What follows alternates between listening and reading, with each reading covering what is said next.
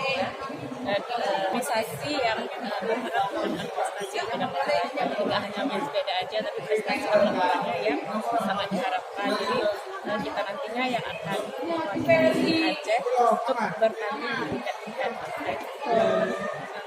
Beberapa waktu yang lalu kita ayam rapor ya, dan kita alhamdulillah dapat di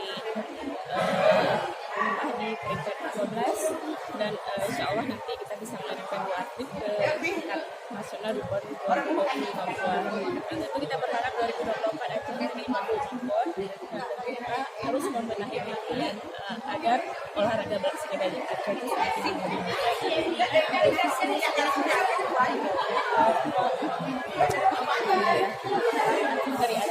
semakin baik. Kita punya potensi untuk itu, tinggal pemenang